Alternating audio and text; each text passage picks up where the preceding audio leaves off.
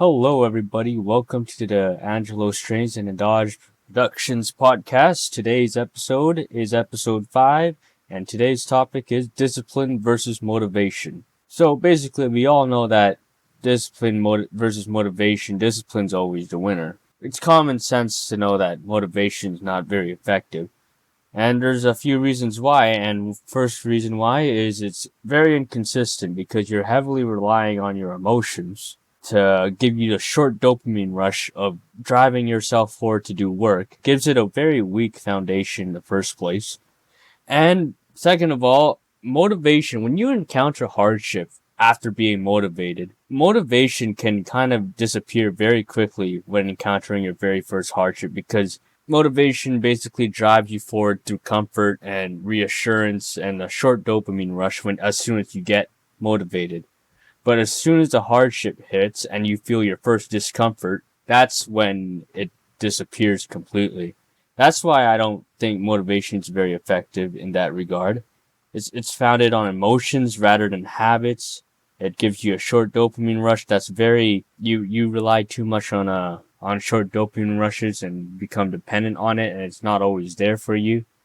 And it can also distract you from your original goal. Motivation is a very kind of how do I say alluring taste to it. If you're easily motivated to do one thing just by the emotions alone, you could be easily motivated to do another thing. If one thing catches your eye in motivation because of motivation, then another thing will also catch your eye from a different type of motivation, and you'll lose focus on one goal and you'll quickly jump to a different goal. You don't have one consistent goal when it's in motivation because motivation is like a TV advertisement.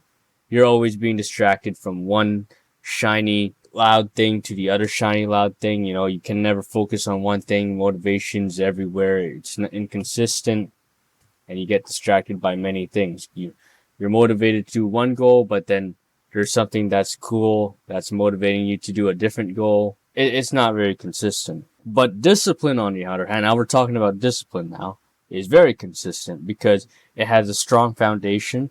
Because when you're doing discipline, you mostly focus on the habits that formed to that discipline. In order to get through discipline, you need to have this, you need to build habits, first of all. And when you build habits, you have to go through a big level of discomfort. And it's going to be constant discomfort.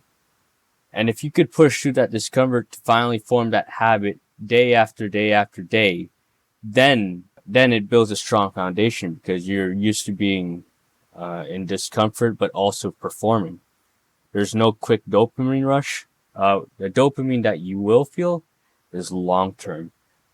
It's the long term dopamine, not the short term, not the quick dopamine rush, but the dopamine that you get after accomplishing something that's very hard, that takes a long time, after all that toil and suffering, but you know, at the end of the race, you feel that type of dopamine. It's the long-term dopamine that comes out of discipline. Once you master discipline, it's kind of hard to break because it's founded on habits, which is basically a solid foundation, like I said. It takes a long time to master a habit, maybe I think like 2 weeks. If you consistently do it every day and you're consistently going through the discomfort of performing those habits, but once you have those habits mastered, that's when it becomes a complete discipline. Discipline keeps you consistent with the original goal too, and it never makes you lose focus and stray off course like motivation does. Because motivation is eye-grabbing. Discipline is literally sculpting your body from marble, you know? It's keeping the original goal in place until you've mastered it completely. It's immune to hardship because it becomes an expectation rather than an obstacle. When you're motivated, you start seeing every problem that comes your way as an obstacle, as something in the way that you can't get out of. But when you're founded on discipline, you become immune to that. You don't view it as an obstacle. You view it as you've expected it already, as an expectation, because hardship was something that was to be expected as soon as you entered through that discomfort phase. Every discomfort you've been through, you got used to it, and it's no longer an obstacle. It's more an expectation. It's no longer a chore. It's more of a movement rather that you just have to perform. So some quick tips on how you can basically start discipline. First thing you could do is start by naming productive activities that you want to become habits. And then, after that, reduce bad habits. When you're reducing bad habits and putting more forward the good habits and doing more productive things while reducing as much bad habits as you can, a lot of self-motivational YouTubers would call that dopamine detoxing, which is basically doing all the discomforting activities, but they're productive activities, while reducing the short dopamine rush, instant gratification activities, all the activities that would make you very comfortable right away, would make you feel good right away, but you feel shit after, like pornography, eating junk food, watching YouTube all the time. That's basically what the instant gratification activities is. What you want to do is the long-term gratification activities, working out, activities that are very productive, but it takes a long time to master. But in the end, it gives you the best feeling ever. It's the long-term dopamine rush that I was talking about earlier. So you want to do that. You want to reduce the bad habits and implement more good habits. And day by day, you want to keep that consistent. So basically, you try to do these good habits for a couple of days. Doesn't even have to be in a timed exact schedule. You don't have to do it. You don't have to do it in a certain time for now, if you're just beginning. So what you want to do is try to do these good habits for a couple of days. It doesn't even have to be timed or in a schedule or in a particular part of the day. What you can do is just make sure that habit, that good habit, that productive activity that you're trying to do, is make sure it gets done anytime during the day, just as long as it's done in the day. That's basically what you want to do. And then try to do the same thing the next day as well. Try to do that certain good activity, that certain productive activity one day, anytime during that day, as long as it's done during that day. And if that works out, try doing that again anytime during the next day as well. Then when you start getting on a roll and start accomplishing that good habit or that productive activity that you're doing during those days, you start getting good at it, you start getting better quicker, you start getting used to it, you start knowing this activity in and out, how long it takes to do, how you do it, how to get ready for it, how to prepare, how to perform it, how to recover from it. Basically, when you finish, when you know that activity inside and out, then you can literally implement it at a schedule, like at a certain time during the day. And then basically that's what you want to do. And then you add another activity that you want done during any time of the day. Then you start performing that activity anytime during the day over and over again to the point where you know that activity in and out as well. Then you could add that into a specific time of the day. So now you got two activities in specific times of the day because you've mastered them back when you were just doing it at any point of that time of day. Now it's at a specific time of day because you know what it's all about. And then you just keep doing that pattern until you literally filled your entire day with all these activities that you've mastered. So basically, let me just break it down. So basically what I'm saying is find just one activity that you want to do, then do it anytime during the day. It doesn't have to be a specific time. Just do it anytime during the day. Then just keep doing it over and over and over as each passing day. Keep it doing it anytime during the day until you master that activity completely. And then you can choose what time you want to do that activity. And then keep doing it with other activities. Do the same process with other activities. Just keep adding it on. And then eventually you'll probably have a full productive day of activities that you've mastered and you know what to expect. And from there on, you could progress through those activities. You could, like, they're in scheduled times now because you've mastered it. You could progress and master it more as you have a productive day. That's basically what I mean. And yeah, That's how things for me went out. That's essentially what I did back when I was making my schedule. Before I had work, that's exactly what I would do with my activities that I was trying to turn into a habit, and then after a habit, eventually a discipline, right? So basically, when I was working out, I struggled with the idea of just like working out every single day at a certain time.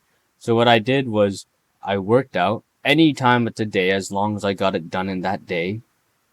And but it wasn't at an exact time, but I was satisfied as long as I knew that I was working out every single day. So the next day I'd work out again any time of that day as well. And then the next day would come, I'd work out again. As long as I was working out during the day before 12 a.m., I would tick that off my to-do list. And then eventually it got so consistent of me doing it every single day to the point where I'm like, you know what? I could do more to my day than just like disciplining myself to work out. So I put a specific time of when I wanted to work out and what time worked out best for me based on like I knew how long it would take, kind of stress it would put in my body, the kind of mentality I would go through, how I would prepare for it, how I would recover from it, and I would work out a time during that day, implement it, and then I would stick to that time, and it wouldn't be a problem anymore because I was so used to working out every day. The only thing left to overcome was making sure I did it in the exact time that I implemented it in. And that's how I made a workout schedule. And then I would do the same thing with other activities like playing instruments, making music, implement those things too in the same type of format, in the same type of process that I've done the workout schedule, and that's how it would be done. So yeah, that's my process in this whole discipline versus motivation. So remember, motivation doesn't have a solid foundation. It's heavily reliant on emotions, and it's not really effective for going through hardship, which is essential to actually mastering an activity that you want to go through. It's not really effective for going through discomfort either, which is also a useful skill you need to have in order to do an activity, a productive activity. Motivation relies heavily on emotion, which is an inconsistent factor. Motivation is really founded on short-term dopamine rushes to give you that little boost to do things, but the moment it hits hardship or any discomfort, that's when you start to waver because motivation is founded on feeling good about yourself and driving yourself through a short dopamine rush, only picturing yourself doing the productive activity, planning out. But then when it comes to the actual hardship and discomfort of performing that activity,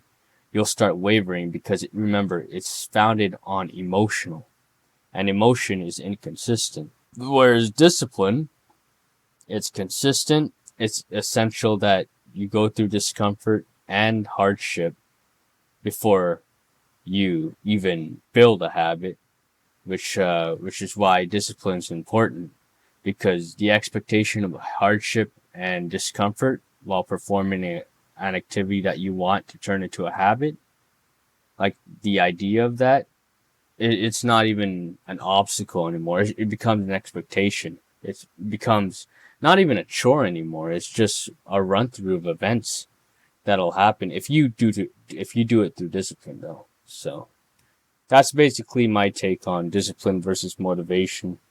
Discipline, strong foundation. It's done through priority and duty. It's done through habits. It's built on habits, actually. And you get to choose if it's productive habits or if it's unproductive habits, but I would rather choose productive habits. And then there's motivation, heavily reliant on emotions, which is inconsistent, and it only gives you short dopamine rushes that will probably disappear the moment you enter hardship, because you start viewing hardship as an obstacle. So yeah, that's my take on discipline versus motivation. And thank you for listening, and I'll see you in the next video.